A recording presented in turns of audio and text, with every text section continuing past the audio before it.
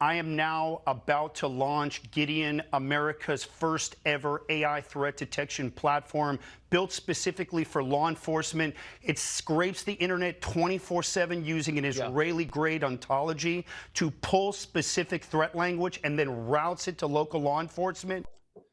What's going on, everybody? Today, we're going to talk about two topics specifically. The first one is going to be Bill Gates is back in the White House. I woke up early this morning to do a journalistic report on it. So I'm going to play that quick 2-3 minute video for you. Then I'm going to expand on it and tell you why people got to pay attention to this stuff, because although a lot of Trump supporters and conservatives and Republicans will say, Bill Gates is on the other side, he's a liberal and Trump doesn't like him. Trump is friends with the guy. He always has them in the White House, and it doesn't lead to nothing. It leads to something. And last time, I'm going to show you exactly what it led to, because nobody else seems to do this reporting. And not a single reporter has asked a journalistic question about this, which makes me think even more than I already did, that a lot of this theater of like, look at Ilhan Omar, look at Donald Trump, look at Ted Cruz. It's all theater designed to just make a storyline like WWE, where one guy's good, one guy's bad, but they never break the third rail and tell you what's really happening. So we're going to talk about that. And the second story is a former IDF Special Forces member is doing a launch of a program called Gideon, which is going to work with agencies in America and essentially monitor threats 24/7 to try to stop school shooters. And other stuff, obviously. But I'm going to show you some clips on that. And there's some really weird things involved in that, in my opinion, and just things that I think every American citizen should at least ask a question about. Because, obviously, in theory, mass surveillance leading to the stop of tragedies is amazing. But I'm not convinced they're going to do that. And here's the thing as well, before I start the Dream Rare podcast theme song. There's a lot of really bad neighborhoods in America. I feel like they're expanding. I feel like, you drive in any city and you go 10 minutes, 15 minutes to the right, people are living in an alternate reality where everything has to be wrapped with barbed wire fences so nobody steals. Like, they have to put bars on all the windows. This is common in America now. It's not a first world country anymore. We have a first world economy with third world crime. And I just don't see any of the mass surveillance that they talk about. I don't see it stopping crime literally anywhere. And Donald Trump is praising his successes in DC, but it has nothing to do with AI, artificial intelligence. It has to do with human beings, boots on the ground, and people just enforcing the law. So, I got a lot of thoughts about that, and I don't trust it whatsoever. And I'll tell you exactly why. Dreamer Podcast starts now. Give me a thumbs up on the video for the algorithm. Give me a thumbs up in the chat if everything sounds good and looks good. Appreciate y'all. Show starts now. It's the Dream Rare Podcast. Welcome to the show. The way to get the news at the desk or on the road. Let's go. God is great and success in our control. The world is crazy, but we get better from obstacles. Yeah. What's going on, everybody? I'm going to get right into it, because as we speak, I have a video that will probably, I'm not going to say it's going to get millions of views or anything, but it's going to go semi-viral because I really put in the work to explain something that no one else seems to be explaining, which is Trump's relationship to Bill Gates and how it seemed to have led to a lot of the vaccine policy that was enforced in 2020. Now, of course, they'll say this has nothing to do with it. But you got to ask yourself, if Donald Trump meets with Bill Gates in 2018 and Bill Gates tells the press, I got Trump super interested in modernizing, a flu vaccine or doing a new universal flu vaccine. And then a year later, 6 months before the pandemic, Donald Trump passes a vaccine executive order that says we need to get away from old vaccines that are egg-based, and we need to get to like new modern vaccines that we can make faster and make it like a military operation with a task force. And all of this stuff comes out 6 months before the pandemic. And then during the pandemic, Trump starts doing Operation Warp Speed and says now it was essentially a military procedure. You have to ask yourself, do you think the meeting led to nothing? And do you think that executive order wasn't used during the pandemic to some form, or they had an outline of what they had to do? Without me rambling on too much, let me just play my journalistic clip. And if you want to share this, go look on my Facebook page, my Instagram page, my TikTok, even though it'll probably be deleted off there. But this really explains it in the fullest in 3 minutes. Let's take a watch real quick. Uh-oh, folks, Bill Gates is in the White House again talking to Trump, and I'm going to tell you why that actually matters. So according to reports, Bill Gates met with Trump at the White House to talk about the importance of U.S. global health programs and research. And Gates said they had quite an intriguing dinner. Now, most people would say, well, it's just a meeting, it doesn't really mean anything, until you see the evidence of what happened when they met in Trump's first term. Similar thing, the press reported on it, and Bill Gates said Trump is super interested in a universal flu vaccine. This was in 2018.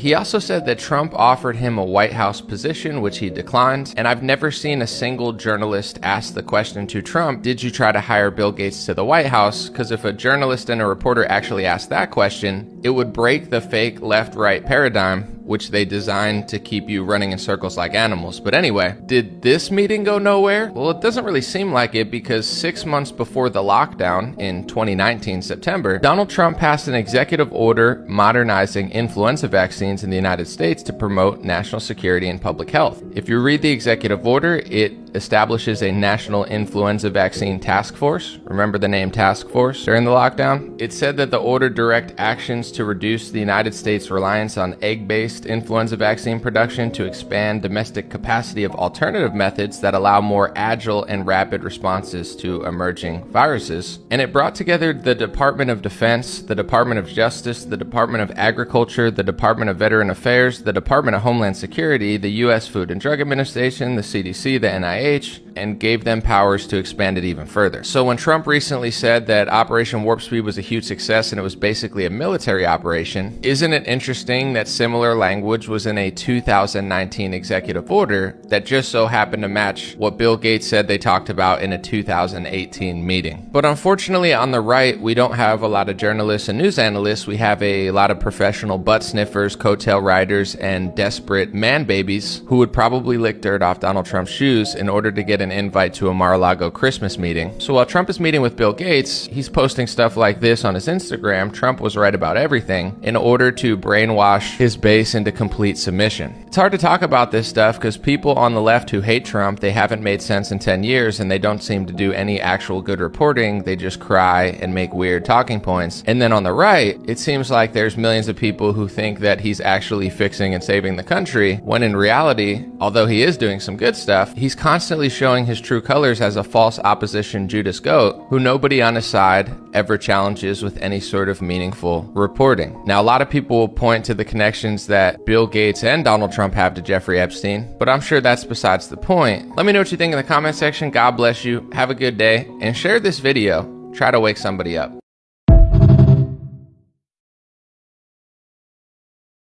So before we move on to the next story, this is something that I've talked about a bunch, and I try to talk about it even more frequently than I probably normally would because no one else is talking about it. I think I'm one of the only people that made this connection just because I do research for a living. And, when Trump passed this executive order in 2019, it's the wording of it not only matches almost everything that they did in 2020, talking about going from egg-based to some new vaccine that's faster and needs to bring every branch of the government together in order to push it out and establish a task force. And they can even go to the federal government and act like there's all sorts of crazy wording in it where it's like, okay, this isn't just a vaccine. Like this is like it's a crazy executive order. And this is how you get ahead of the curve. It's like if you read what they're passing, then, they're going to use it eventually. They're not just passing it for no reason. And if Bill Gates says in 2018 that he came to the press and said, Trump offered me a White House position and I got him super interested in the flu vaccine and like modernizing flu vaccines, if, Trump never did anything with vaccines, then it wouldn't be believable that he's working with Bill Gates. It's like, okay, Bill Gates lying, Bill Gates just talking, and Trump isn't even working with him. But the proof is in the pudding. And I'm not having conversations with people that can't, like maybe their IQ's too low to figure this out. But if Bill Gates says something in 2018 that nobody else is talking about and nobody else even knows what he's talking about, and then Donald Trump passes the exact same thing through executive order a year later, you can almost guarantee that Trump is listening to Bill Gates and then doing what Bill Gates is suggesting. They're working together. I mean, I can't say it's 100% certainty, but it's over 90% because no one else was talking about a universal flu vaccine. And he said he told it to Trump, and then Trump passed it through executive order. I mean, what else proof do you even need? And if you don't believe it, then tell a journalist or a news analyst to ask a question about it, which they don't seem that interested in doing. But long story short, now Bill Gates is back in the White House talking to Trump.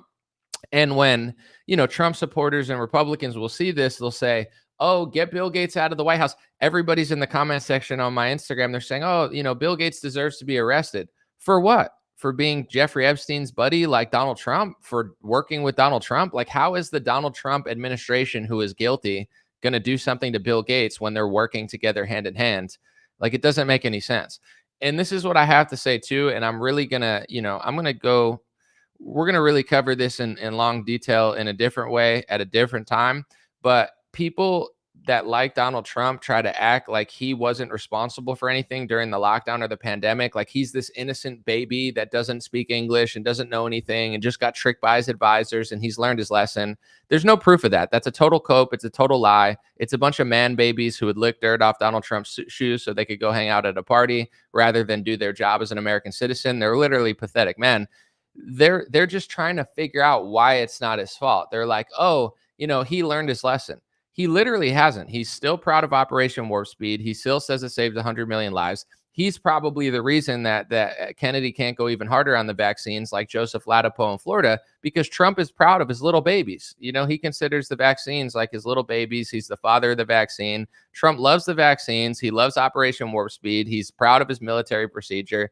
No part of anywhere in any interview ever did Trump ever say that he learned a lesson ever. He's taking credit for the lockdowns. He's got tweets about it, bragging, saying, I'm the one who did it. It's me, not the states. I know it froze. Hold on. Sorry about this, folks.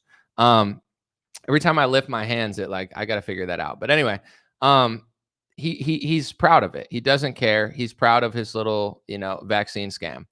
With that being said, people don't want to believe that Donald Trump is working with Bill Gates because it would shatter their whole paradigm. If you think Donald Trump is beating up the deep state, but then Trump is working with Bill Gates, who is one of the worst people in the eyes of MAGA, then everything else you believe is shattered. So that's why people make so many excuses. It's not because it's true. It's just because they don't want their little YMCA dance party, their little fake opposition, Judas Go idol worship to end. They don't want the parties to end. They don't want the music to stop playing. It's their entire identity, their entire personality, everything they believed over the last 6 years.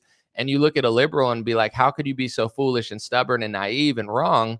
And it's like, yeah, liberals are wrong and naive and foolish and stubborn, but also so are so many Trump supporters, where it's like, yeah, you're right about certain issues, but the person you think who's fixing them is actually working against you and just throwing you a bone the same way George Bush or Ronald Reagan or another Republican president would. They're like, yeah, we know what you want. Here's a bone. We're going to go, rig the entire system for a foreign country. And people don't even know it. If you could figure out who the deep state actually is, you'll figure out that not only is Donald Trump not fighting the deep state in the same way he's not fighting Bill Gates, he's working with them. You could say Bill Gates is the medical deep state. Trump's working with them. You could say Pfizer's the medical deep state. Trump is proud of them. He gave the CEO an award.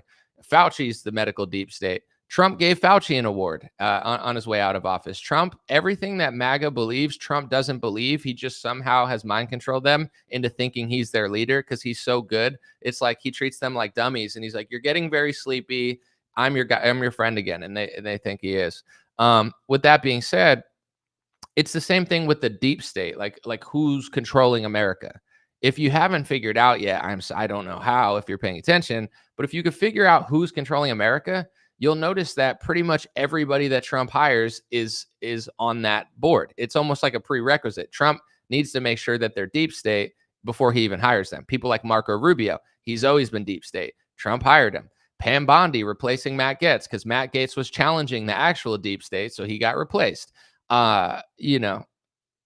Trump endorses Lindsey Graham again, and his supporters go, why would he endorse Lindsey Graham? Because Lindsey Graham is the deep state, and Donald Trump and Lindsey Graham work for the same people, the same foreign countries, and the same donors. So Trump endorses Lindsey Graham because he works for the donors that like Lindsey Graham, and they like Lindsey Graham because Lindsey Graham does the foreign policy that they want.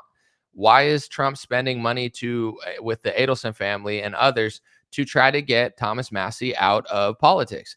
Because Thomas Massie's the modern day Ron Paul, and he's one of the only Republicans who's not controlled by the deep state. So even though I think Trump is better on a lot of domestic policy, he has better instinct, and I totally understand why someone would like Trump more than a Democrat. I'm the same way.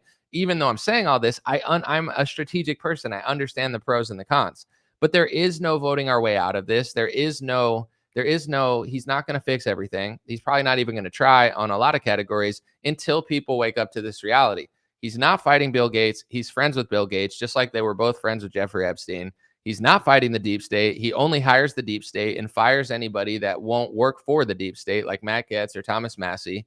It's like it's a great, amazing WWE show where Trump is just real enough to keep us entertained. He's just into conspiracies enough to keep us on board. He's just doing enough to make us think that he's on our side. But then it always ends in the right direction, in the other direction. And I would say two things before I move on, because I could talk about this all day. When it comes to Operation Warp Speed and the vaccine stuff, and then Joe Biden going further with the mandates, some people say because they moved the Overton window so far towards insane that now people think Trump did a good job because he didn't mandate the vaccine. It's more like a baton race than it is a left versus right. It's not like Trump is this innocent baby who did nothing wrong, and then Joe Biden did everything wrong because he mandated it. It's like a baton race, and Joe Biden was Usain Bolt, even though, ironically, he's the slowest person out of anybody. It's like he's the last guy.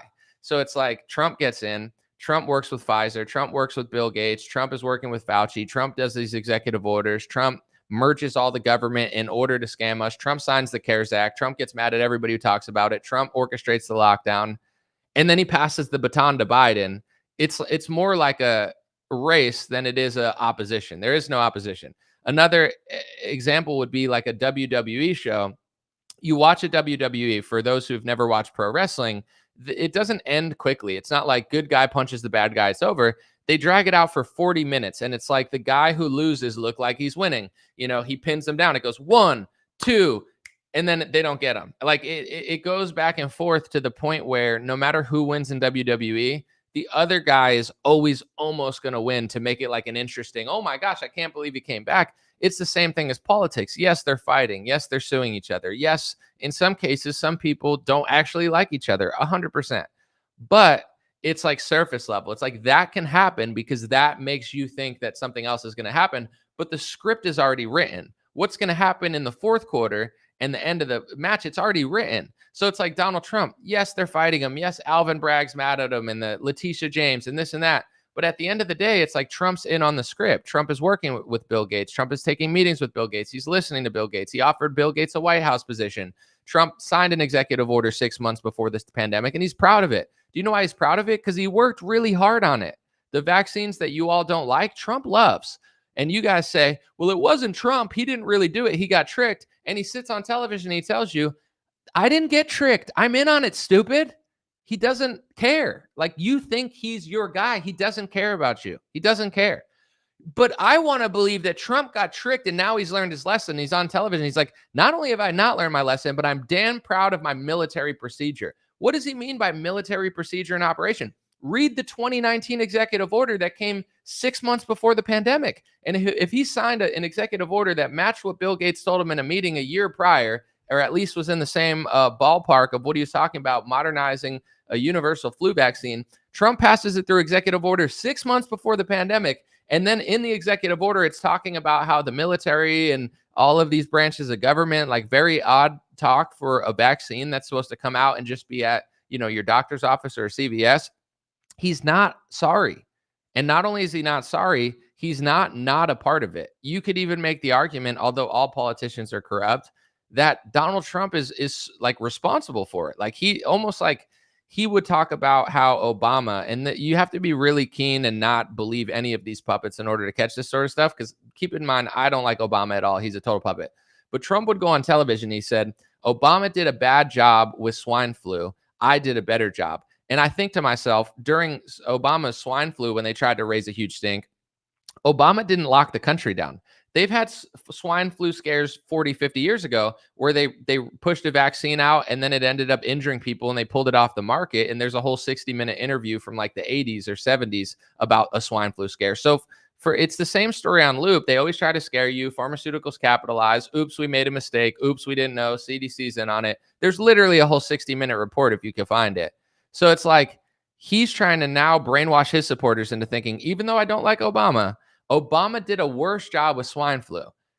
I wasn't on lockdown during Obama's swine flu. I don't give a crap about swine flu. So the fact that Obama didn't lock down or rush vaccines in the same psychotic way that Trump did, Obama, even though I despise him, did a better job than Trump. Like Trump's idea of a good job is meeting with Bill Gates, passing an executive order, bringing the military in on it, locking the country down, printing a bunch of money. He's like the king of the WWE circus. So to him, he's like, I'm crushing. I'm doing a great job. I'm on television. All these stupid Republicans actually believe me and think I'm their guy. And guess what? I'm doing a better job than Obama during swine flu. No, you're not. You locked the country down. This is what people don't get. 99.9% of Trump supporters say lockdowns and rushing vaccines and all the mandates, it's all a huge mistake. Trump, maybe he agrees with you on the mandates, but he doesn't agree with you on everything else he did. He's proud of his deception. He's an evil, evil man. And it sucks because it's like, yeah, I understand why people would want to vote for him. I couldn't have the like for a whole different reason, demographics, crime, legality of like what our country means and how it's going to change. I couldn't let Mayorkas and Biden, and I didn't want to let them run the country for 4 more years. Like what they were doing is insane. But how sick is it that these are our two choices? Whether you vote or not, you either have to vote for open borders with Mayorkas and Joe Biden, who's mandating vaccines and flooding our country, destroying it for the next 100 years, or Donald Trump, who essentially works for Israel, works for the deep state, brainwashes the opposition into thinking he's working for them, and is proud of his military vaccine procedure while he meets with Bill Gates. Those are your two options, okay? It's the Bolsheviks or the Zionists, and they're both going to the same direction because they have similar foreign policy at the top of the pyramid. These are our elections. It's all fake. There's strategic reason to want to vote. There's strategic reason to not want to vote. But people got to wake up either way, because whether people vote or they don't vote or they believe in it or they don't believe in it, it's going to be the same story on loop. So let's see if any Republican does reporting on Bill Gates and Trump and what they did together, or at least the meetings they had that seem to have led into something very important. Probably not, because I go on my Facebook page and people are like, dude, I watched Greg Gutfeld. It's like Greg Gutfeld is like a controlled opposition court jester. It's like, dude, let's brainwash the boomers. Anybody that thinks that he's saying things within the sphere of WWE. You can make fun of the left, but don't go there. Or I'm sure they don't tell him specifically, but look at Tucker Carlson. He went places that he wasn't supposed to go, and now he's on a podcast by himself, acting super based because now he doesn't have a corporate overlord who probably wants to sell pharmaceutical advertisements and push for war for foreign countries. Let's move on to the next story. The next story is, I would say, unbelievable, but it's very believable. So after the shooting, I talked a little bit about it, how, of course, this country has issues. So, like a real organic shooting is obviously plausible and likely, I would say, because people are crazy. But at the same time, when I looked at all the writing on the guns and all the, it just, to me, I'll just say real quick before I play this clip, when a shooting happens in America, I tend to believe that it's real. Like, I don't go to conspiracy theory first. Some people do. They say everything's a conspiracy theory, everything's fake, everything's staged. I don't believe anything. Me, I see the state of the country and I realize that it's not in a good space. Crime is way more rampant than people realize. The whole country's ghetto. Even nice cities has, like, you drive 5 minutes to the right, you look like you're in a foreign country and everything has barbed wire fences. Like, it's not good. The country is not looking good. But anyway, I understand that bad things do happen. So I don't go to conspiracy theory or stage thing. I think, oh, it's probably real.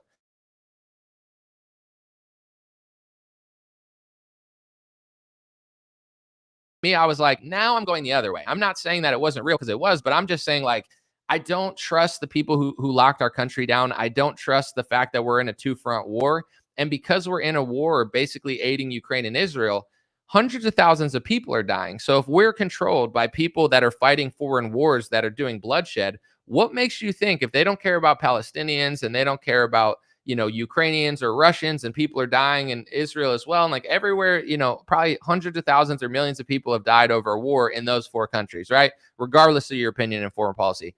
What makes you think the people that are okay with killing hundreds of thousands of people over there, what makes you think that they wouldn't be okay with that here to some extent? Obviously, they don't want it on their homeland, but some foreign countries are desperate to get us to do what they want, and they're willing to spill blood in order to push policy in their favor. That's the reality of the situation. It's not a conspiracy theory. It can go all ways. But that's unfortunately the reality of war. And we are at war because we're funding wars. And I have an extra scrutinous eye for it. So I already thought this was a little weird. And then I see this Fox News report of a former IDF member who was in the special units or whatever. He says, oh, I'm a week away. He just so happens to be a week away from Palantir-linked AI surveillance that will monitor social media 24/7. And he says that he could have stopped the shooter. I'm going to play these clips. I'm going to show you the proof of what I said because I took my notes and I did it right.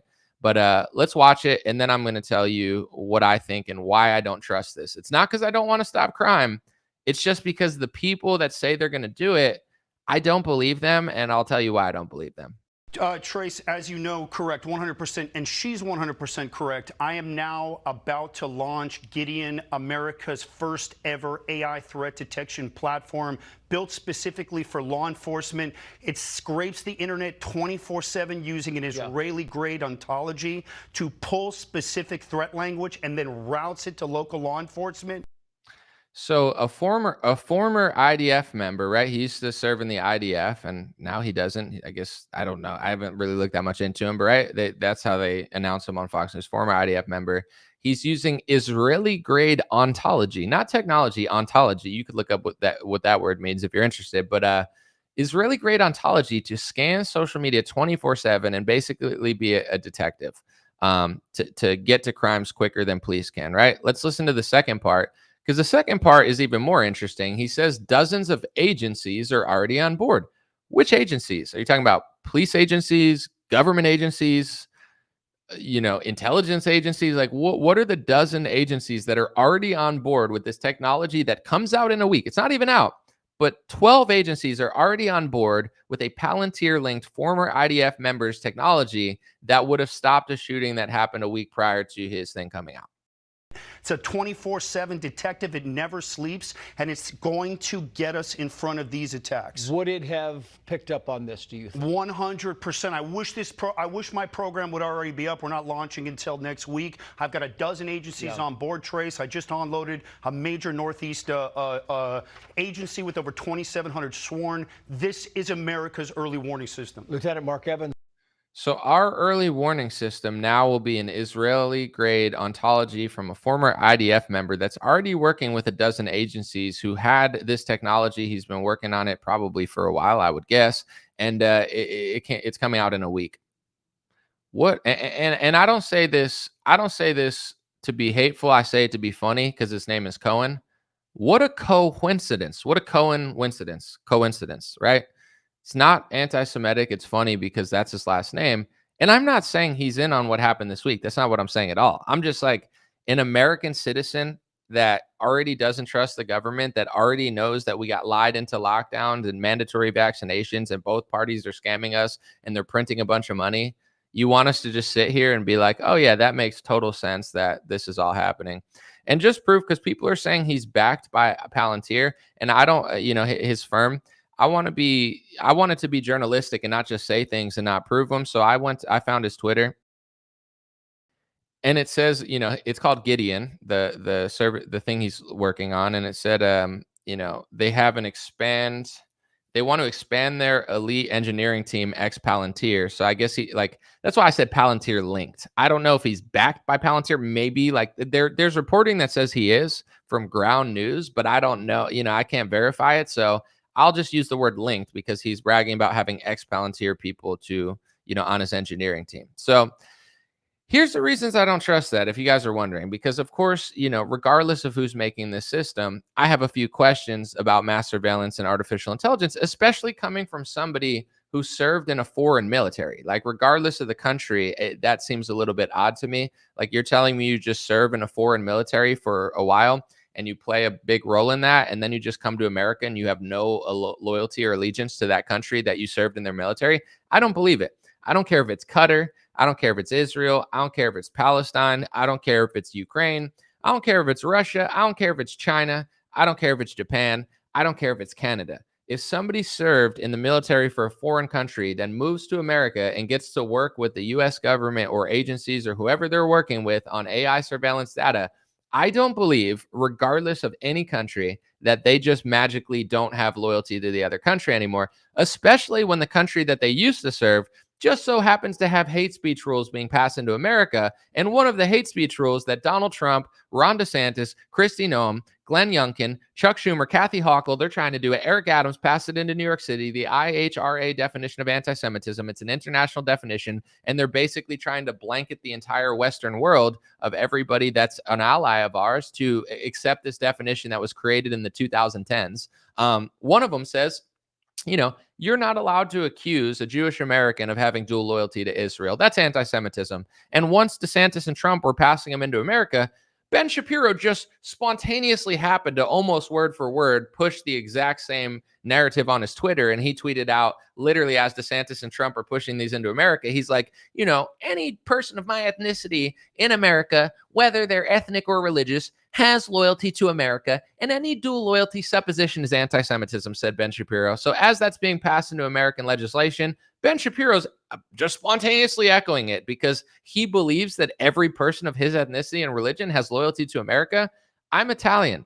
I'm Polish. I'm Christian. I'm Czechoslovakian. I'm Puerto Rican. Puerto Rico's part of America, so it doesn't really count. But you get what I'm saying.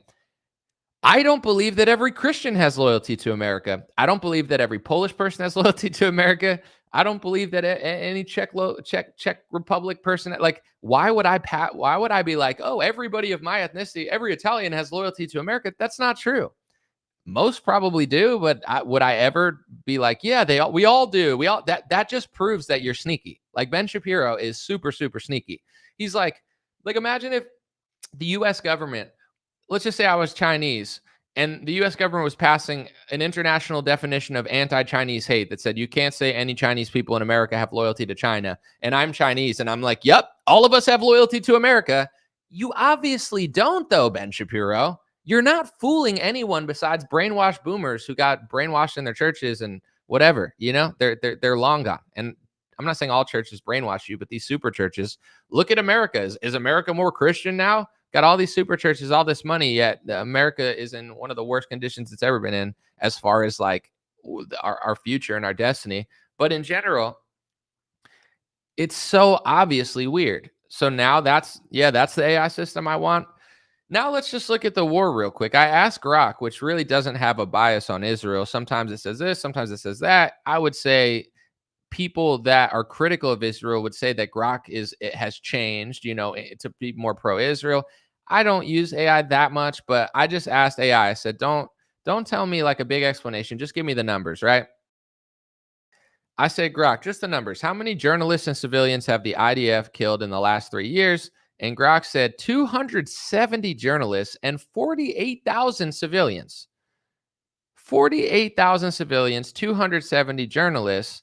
That's how many people Grok thinks that Israel has killed. And one of the sources that they used to get those numbers, according to them, were Times of Israel, which is a Jewish publication. But I don't know where they got all the other sources from. You could look.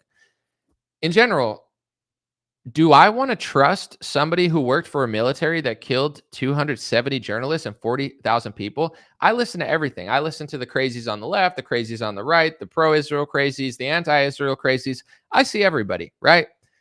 Pretty much everybody that's pro-Israel or Zionist, they're making the justification for slaughtering every civilian in Palestine, yet then they say that they're not doing it. It's the weirdest thing. It's like, if you didn't do it or didn't say you wanted to do it, then I'd believe you. But they'll literally be like, everyone is guilty there. Kill them all. And I'll be like, did you really just say that? And they'll be like, no, that's anti-Semitism. But what do you mean? We're not trying to kill journalists and civilians. It's like, but you're basically saying any journalist or civilian, probably that still lives there. If you're saying Hamas is still on the ground, who won an election like 20 years ago, most of the people didn't even vote. They're like fighting for their survival. They're getting bombed by Israel. They probably don't have a lot of food. Like, what do you expect these people to do? And then it's like, oh, this journalist knew this person. Like, every journalist allowed in Israel is probably allowed there by the IDF. You can't get to Israel without the IDF probably knowing you're there. But in Palestine, it gives you the right to just kill everybody. It's just an excuse to kill everybody. They want to kill everybody. That's what they want to do, right? So as a country, I mean, that's on you. Unfortunately, it's on us because we can't vote our way out of it. So me personally, I would never want to vote for that. But I can't. I can't not vote for it because I can either not vote and then Kamala or Trump gets in. And Kamala would have funded Israel too. Biden funded Israel too. Don't believe this fake news that, oh, Joe Biden wasn't funding Israel. He absolutely was. And they were slaughtering tens of thousands of civilians while he was in office, and he didn't do anything because nobody in America does anything because we're essentially a colony at this point. So he's like, oh, here's an aid float. That didn't stop him from sending tens of billions of dollars to them. But anyway, so now this military, which I feel like is the most insane I've seen in my lifetime. I'm not saying any other country, like there's a lot of corruption in the world, but now these are the people that we're going to trust to surveil AI 24/7 and tell us what threats are. They can't even go on record and say, hey, I think we're killing a little too many journalists and civilians. Some of them do, but for the most part, pretty much everybody that supports the Netanyahu regime now, they have no regard for human life. They have no regard for journalism. They have no regard. They've been brainwashed by Murdoch Media and other fake opposition Zionist press to be like evil robots. Like even like these brainwashed women that are Christian that are like 70 years old that watch Fox News. They're like, yeah, none of them are journalists. Get them all. It's like you dummies don't even realize you could be next. You know, like you think you're doing something because the television told you that you're doing something righteous. But have you ever considered that you're being misled into wickedness and evil? It's nuts how sick and evil people have gotten. I don't think any civilians should be hit, and journalism has to play a role in a war, but they're trying to wipe out all journalists are the ones covering the stuff. And they were covering a church recently that Netanyahu had to apologize for. Do you think he would have apologized if it wasn't on live television? They've done a lot of stuff that haven't been apologized for. You know it's bad when Netanyahu apologizes for something and he says, hey, we messed up. That's how you know it's bad. Netanyahu says sorry, and then brainwashed Zionist boomers who watch Fox News are like, oh, it's fine. Even Netanyahu apologized. If you're less heartless than Netanyahu, find God, because you're a sick, wicked, wretched soul. But anyway, why did Netanyahu apologize about them hitting a hospital? Because it was on live television. They hit it. Then people went to help and journalists went to cover it. And then they struck it again with the journalists and people there and killed them too. Live on television, hitting a hospital, killing journalists who work for the press. It's some sick stuff. I'm sorry, but I don't want to fund these wars, which I have no choice of with our taxpayer dollars. But also, I don't want a member or a former member of that military running our AI surveillance. But unfortunately for us, Donald Trump might as well be the president of Israel. Everything he does is for Israel. Every cabinet members he hires is pro-Israel. They bend over backwards for Israel. They pass speech laws for Israel. We're like the United States of Israel. So of course they're going to do that. They're already working with law enforcement. Look into New York City and all those. They've been intertwined with our law enforcement for a long time in this country. And for many reasons, I do not trust this Gideon program. But, you know, my opinion doesn't matter because our government's basically already conquered. So that's probably the system they're going to use. And if it's not, it's going to be another one just like it, like a Palantir one. With all that being said, I want to say this on the crime situation real quick, and then I'm going to keep this video under an hour. And I actually mean it today. We'll see if I do, but I think I do. I understand the reality of surveillance when it comes to in public and stuff. And I'll give you an example. Like when I go to the airport, there's a lot of people who say, don't get your real ID. Don't scan your face, right? And I respect that. If you don't scan your face, you don't get your real ID. I totally respect that, and I understand why. Here's the thing, though. For me, I do it, and I understand you can make fun of me. You could say I'm a bad person or whatever. I don't care what you say, but in general, my thought process is this. I film myself 7 times a week. My face is everywhere. They know what my face looks like. I have a picture taken on a passport. They have my face. They could scan my face at any time. They could probably do it right now. So me trying to pretend like me not taking a picture with a webcam at an airport when my face is literally everywhere and the government probably has it because I took a passport and a government ID picture. Like they have my face. They can scan my face. It's not my proudest moment, but they already have it. If I thought they were using the surveillance to stop violent crime and theft and murder and really bad stuff going on in our communities, I might actually support it. I mean, obviously, I would have to have enough evidence that it's doing the right thing. But in general, like when I drive around this country, and some people think I've only been in California, or I've only lived in California, and that's all I know. And it's this weird thing that people from listen, I love the South. I love the East Coast. Like the North is probably cool. I've never really been there. But in general, I'm not saying this to be disrespectful because I think the South is awesome. And I don't want you to change into California. But there's this weird pride thing that people have that they try to act like their states aren't falling apart as well. I've driven through California and, there's a few nice parts and there's a lot of bad parts. I've been to Texas. There's some nice parts, but there's also a lot of bad parts too. A lot of Texas looks like a foreign country. All the signs are probably not even in English. Like, there's a lot of crime in Texas as well. Same with most of the South. Some of the worst cities are like Memphis, Tennessee, New Orleans. Like, the South is not doing great. I mean, I'm not saying it's the worst place in the world, but the whole country is getting super, super ghetto. And all of the crime from the major cities are starting to flow out into the suburbs and the nice areas because the criminals know that's where there's no bars on the windows. And they act like animals. Criminals act like animals. So in bad neighborhoods, they treat them like animals. They have barbed wire fences. There's bars on all the windows. That's because it's like a mouse getting into your house and you got to fill the gap. I'm not trying to be rude. I'm just being honest. Like, human beings who act like animals disgust me. If you live in a neighborhood where everything is barbed wires, everything is barred up, you're basically living in a glorified prison cell. It's literally hell. If you're a good person in those neighborhoods, like I once was, I lived in those neighborhoods, you know what I'm talking about. You know that it's crazy. It's crazy that you have to live that way. It's crazy that people can't act right. It's sick. So then you go to the nice areas and the criminals say, oh my gosh, it's open season. There's way more crime than people realize right now. And a lot of these nice neighborhoods don't want to report on it because they don't want the people living there to know how many thefts are happening, how many carjackings, how many break-ins. It's happening all the time because the animals and the criminals from other parts of the state and city are coming to the nice areas because it's easier than it is when there's a barbed wire fence. If I thought mass surveillance could stop that, or even try to stop that, if they could show proof that they mass surveilled, and I'm not talking about necessarily like, yeah, social media is public, but I'm talking about like cameras everywhere to the point where if someone robbed a car, they got caught.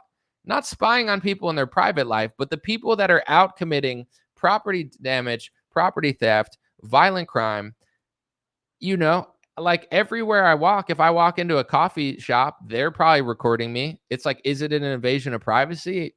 You could see it that way. But the thing is, like, if somebody robs it, then you have them on camera. You shouldn't be doing anything crazy in public anyway. But in general, like, I get both sides. I'm not one of these sticklers that like there's no place for cameras. And I kind of wish certain neighborhoods were completely mass surveilled and they could get rid of crime. Not like, oh, we're going to spy on your social media and say you seem hateful, so then we're going to send a police to your door like it's the UK. It's not what I'm talking about. I'm talking about like actual crime. So do any of these platforms, Gideon, Palantir, any of these people, do they have any plan? Because everybody will say, oh, there's a shooting in a nice area. Like, this is the huge problem. It's definitely a problem. But the bigger problem is cities where people are being murdered all the time, cities where people have to have bars on the windows, cities where the bodega store gets robbed every other day. Like, this is happening all over the country all the time. And it doesn't seem like the mass surveillance people are that interested in fixing really ghetto areas and making them nice. So it's like, are you going to be able to stop crime? There's so much crime going on in real life that Donald Trump showed you one solution of how to do it in DC. He didn't need to use Palantir and Gideon and scan social media. A lot of the criminals are not posting on social media. They're just out doing crimes all the time, every day, and no one seems to stop them, and no one seems to catch them on camera, and no one seems to give a shit, and the police are too late, and this person doesn't care. This country's a fucking joke. And Donald Trump puts National Guard in D.C. for a little bit, regardless of what you think of it or not, and crime goes down. Not AI, not technology scanning, literally just human beings standing there and not being pussies. So now we need Gideon. What is he going to surveil? Is he going to stop crimes from happening in the hood? Are they going to clean up bad neighborhoods and make it so safe and put cameras everywhere to the point where people can walk around and the parks are now nice and now they don't need barbed wire fences on every business because there's animal thieves everywhere just stealing everything? No, they don't even talk about that. They act like it's not even happening. And no offense, but that's all the crime that's happening in all the nice areas too. People who come from, like, I drive around, right? I drove somewhere the other day, right? I had to go somewhere.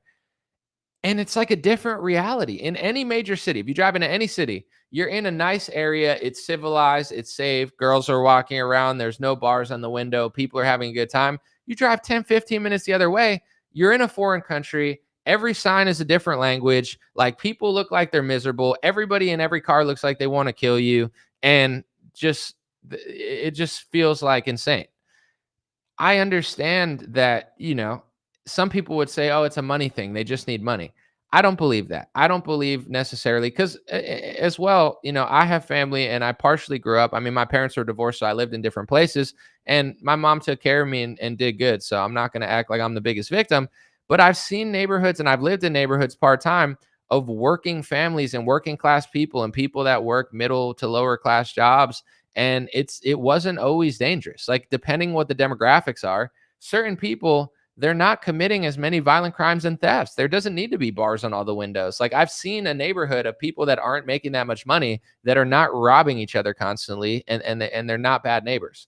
And then I go to other neighborhoods and it looks like a foreign country that is literally like a prison. Everything looks like a prison. Everybody acts like it's a prison. It's insane. It's all over the country. It's growing, and it's starting to affect the nice areas in every state, literally everywhere. Is Palantir have a plan for that? Does Gideon have a plan for that? Does scanning social media matter? Put cameras outdoors in places that people are robbing stuff, and then use the technology to catch them that way. I know people might not like that. I'm just giving like a solution of where, if they were doing that, I would trust them. If Palantir had cameras in all the bad areas and had cameras in all the garages, and when somebody robbed somebody at a garage, they knew how to find who they were and throw them in prison so people stop getting robbed, but in almost every city, carjackings are becoming like literally common, and nobody's stopping them. The garage owner's like, oh, I didn't see it. The apartment owner's like, oh, I don't know. The person on the street, oh, we don't know. You go to the cops, I don't know. I mean, we don't know what to do. Well, then what the fuck's all this technology for? If nobody knows what to do, what the fuck are you guys doing? You want to use technology, put a camera in every public garage, put a camera in every apartment garage, put a camera on public streets. And then when people commit crimes, scan their fucking face and catch them. Then I'll be impressed. Then I'll believe you. Then I'll think you're going to fix everything. Until then, fuck you guys. You're not doing shit. The country's ghetto as fuck. The nice areas are getting shitty. They don't report on the crime because they don't want people to get scared. The bad areas literally look like hell. There's crackheads and homeless everywhere, especially in California. And you guys, one shooting happens a year, even though tens of thousands of people are getting slaughtered in like other places that nobody wants to talk about because of racial statistics. And now you're just going to scan social media and stop a shooting. Like, I don't believe these people. I don't trust these people. These people have proven to have like no moral like relevancy, to the point of like, I don't even know if relevancy is the right word, but it's like, they can't be honest about war. They have a massive foreign bias. They are literally okay with slaughtering journalists and civilians half the time. And they want me to believe that they're just going to surveil the country and fix it. They're not fixing shit. They're not doing anything. There's ways with technology and humans to fix crime, and nobody's doing it. You don't need to necessarily scan social media, although, I understand that there is an issue with mental health, but let's also unravel it. You want to talk about the mental health issue? Let's talk about the media propaganda. Let's talk about the pharmaceutical industry. But can't talk about the pharmaceutical industry because both parties are in on it. I mean, Kennedy talks about it, and he's been, a blessing socially to have, woken a lot of people up, I guess, or backpacked off what other people have done. But it's like, our country is being destroyed with food that Howard Lutnick, the scammer, and Donald Trump, the false opposition Judas Goat, are now trying to flood Australia and Europe with beef that's not doing well for us. So it's like, we have a really unhealthy country. And now Howard Lutnick and Donald Trump, the snake oil salesman, are trying to give Europeans this garbage meat that's not even good for us. They're such great people. They're literally like horrible. But anyway, it's like, our food is trash. We're like 5% of the world taking like 85% of the pharmaceuticals. Trump is bragging about vaccines. Kids are taking mind-altering and body-altering drugs at the age of like 10. And I'm not even just talking about the transgender community. I'm talking about like average kids as well. I mean, there's a different conversation with trans, but I'm just saying like, they're putting 10-year-old boys that want to stay boys on like mind and altering pills as well. and physical altering pills. It's like they're like, oh, you have acne. Why don't you take this birth control medication that'll shut off your body? Like, dude, this country's fucked up. Excuse my language. I've already cursed, so I'm just letting the floodgates open now. I'll pray to God after and pray for forgiveness, unlike Donald Trump, who's never asked God for forgiveness. But anyway, I need to ask God for forgiveness, but Trump doesn't, right? Anyway, it's like this country there's a lot of reasons that a lot of mental health crises are going. Mass surveilling social media is one stopgap to maybe catch one person, but this is coming from, our government, or at least the people in charge, the elites that told us that they were going to stop, 9/11s from happening again by surveilling a bunch of, us at the airport and making us go through all this like radiation and like metal scanning. I don't know for sure because this is debated, but it's like, I don't think they've caught a single person. There's reports out, debatable, of course, but there's reports out that not one single terrorist has been like stopped. And we've been doing this for 30 years. Maybe it's deterred them or something, but I just don't trust these people. I don't trust people who work for a foreign military. I don't trust people that justify the evils and horrors that are going overseas. I hate the fact that I can't vote my way out of it. I hate the fact that Donald Trump is sold out to a foreign nation and passes speech laws for them. So giving people in the same ilk the power, AI technology to scan social media, are they going to scan for people that are actually doing crimes, or are they just going to scan for their people that disagree with them on foreign policy? Because I've seen a lot of people make justifications for people who disagree with foreign policy. There's some scammer, loser, fake pastor demon.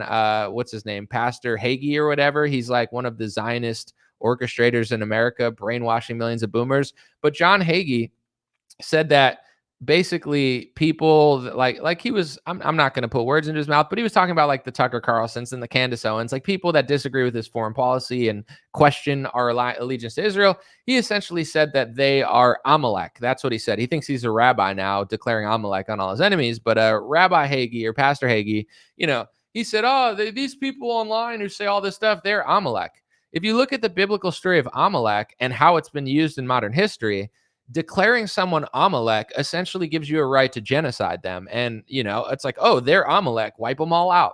And that's what they're doing literally now to Palestine. And they've already declared them Amalek. It's like, they're Amalek, wipe them out completely. So when Pastor Hagee says, if you disagree with me essentially on this topic, you're Amalek, he would be fine probably with Amalek-like consequences for who he considers Amalek.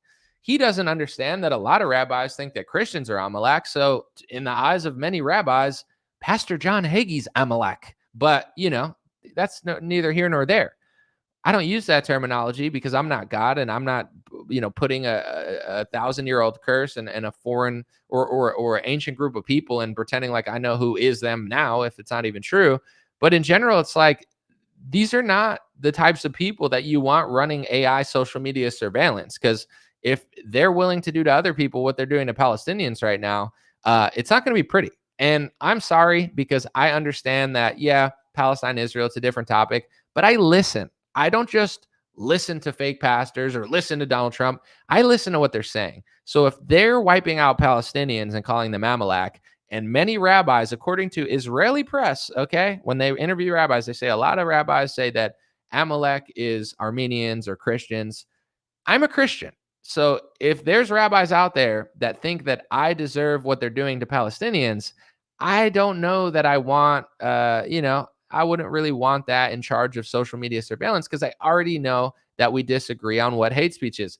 They think talking about banking and media patterns is hate speech. They think saying the Adelson family funds the Republican Party to do things for Israel, which is a fact, they think that that's anti-Semitism, even though it's a fact.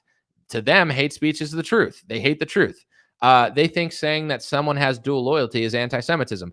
Ben Shapiro says, oh, you're an anti-Semite if you suppose anybody of my ethnicity has dual loyalty to Israel. You do have dual loyalty to Israel, Ben Shapiro. You say it's anti-Semitism because you're covering for your group and acting like there's not a single one that has loyalty to Israel, when you are the one that has loyalty to Israel. Not everybody, not Dave Smith, not others. You do. So your anti-Semitism and your hate speech is the literal truth. And they want to talk about Jesus in the IHRA speech laws, of course, because if you listen to rabbis and don't just listen to Zionist fake opposition media, you'll find out that Anti-Semitism started 2,000 years ago when Jesus died and Christians were upset at it. So Christians and the followers of Christ were the original anti-Semites. That's where they think anti-Semitism starts from, because Jesus got killed and Jesus's disciples were mad about it. They were anti-Semites because they were like, hey, why'd you do that? And then people were like, whoa, that's anti-Semitic. I'm not making this stuff up. This is like credible high-level rabbis that are saying that they're all in unison with the IHRI speech laws. That's why when Candace debated Rabbi Barclay and she goes, not everybody agrees on what anti-Semitism means. And he goes, we actually do. Actually, we do. That's what he said. We actually do. We actually do, because it's an international orchestrated definition that's being passed in the West. They do all agree. Not every single person or individual, but as far as the ones that actually matter, like your friend doesn't have the clout that the ADL has or this, like the ones that have the power do agree that that's what it means, and they put Jesus's name in it. So yeah, let's just surveil AI on social media 24/7. I'm sure that people will just come to the really honorable conclusions and really just stop really bad people. I don't know if that's true. I don't believe it. And if you want me to believe that you are going to, on any level, any person, any government, any corporation, Palantir or not, Gideon, I don't care. If you want to convince me that you're going to stop crime with AI surveillance and technology, do it in horrible neighborhoods that probably could benefit from your surveillance, right? There's a large portion of this country that looks like a prison. There's a large portion of this country that has barbed wire fences and bars on the window. People there don't even know what it's like to live in a nice neighborhood. And the good people there are just being constantly bombarded with criminals and animals. And there's a lot of innocent people there that could use your help. Show me that you could fix a bad neighborhood where crime actually exists on a daily basis and turn it into a flourishing neighborhood that looks like a good neighborhood. But they can't, or they don't want to put in that effort. And nobody seems to want to put in that effort. So if you can do that, then I'll believe you can do all this other stuff. But if your idea of doing it is just scanning stuff, I'm not buying it. I don't trust the people in charge. And Trump just proved that you can do it with force on the ground. Not saying I necessarily want that either, but what people don't realize, and I'm going to keep this under an hour, so I'm going to keep it brief. People don't realize how bad certain areas of the country are. And people don't realize that it's never going to change without some sort of force. That's my opinion. You know, like if you live in a nice neighborhood, it's one thing, but like some of these hoods, like imagine being a police officer in the bad parts of Memphis. Imagine being a police officer literally anywhere that looks like hell constantly and everything is like barbed wire. Everybody looks insane. You know, like that, dude, I can't imagine being a police officer in those neighborhoods. Nobody even wants you there half the time because they're like, get out of here. We don't even like you. And it's like, all right, then live in hell. I don't know. We're not living in hell. And if you don't live in hell, you don't have to act like you want to live in hell. It doesn't make you a bad person. They're like, oh, what's wrong with you? Dude, I've lived in bad neighborhoods. I've taken the bus. I've had to stand next to gang members on the street at 6 a.m. to go make $15 an hour. I've lived that life. I've lived in areas where I woke up and somebody was robbing somebody and there's bars on all the windows. I've lived there for most of my adult life, unfortunately, because I was broke and I was just trying to make it in a big city. I don't want to go there anymore. Now that I'm older and wiser, it's like it doesn't need to be that way. It's allowed to be that way. And then you got these stupid idiots on television that are like, oh yeah, like you know the real like Trey Gowdy here real quick. It's a 24/7. Hold on, where's my boy Trey? And so we're going to have a conversation of freedom versus protecting children. I mean, how many school shootings does it take before we're going to have a conversation about keeping firearms out? It's always a young white male, almost always. I mean, did anyone this morning think, I wonder? So Trey Gowdy, he's really brave, and that's fine. I'm, my race, my gender, I don't care. I don't feel attacked or anything, but it's like he's so brave to talk about young white men responsible for a lot of shootings. I don't know. Does Trey Gowdy have the racial crime statistics in America? Is he tough enough to talk about that? Because there's a different pattern that's even more, obvious statistically, that probably Trey Gowdy, who looks like a lesbian bald eagle. He literally looks like a lesbian eagle. I call him the lesbian eagle, but he did that right on Fox News, and within 24 hours, Within 24 hours, Donald Trump, the false opposition Judas Goat, just so happens to promote his book. So Trey Gowdy's on television talking about gun control for young white men, like that's the huge problem with crime. And Donald Trump's promoting his book within 24 hours. It's just all so organic, folks. Trump's just your best friend. He just so happens to promote a book when fake opposition bald lesbian eagle goes on television blaming young white men and talking about gun control, and then Trump just endorses Lindsey Graham because he's just totally on your side, folks. He just takes meetings with Bill Gates and then listens to him and then locks the country down and then brags about it and then says it was a military operation because he's your buddy. And I'm sure that the artificial intelligence that's Palantir-linked won't backfire when it's coming from someone who works for a military that's killed 270 journalists and, 48,000 people, according to even mainstream press at this point. I'm not saying it's everybody's fault, but I have a reason to not trust it. And that's my journalistic report. Keeping it under an hour. God bless you. Have a beautiful day. I'll be back with more.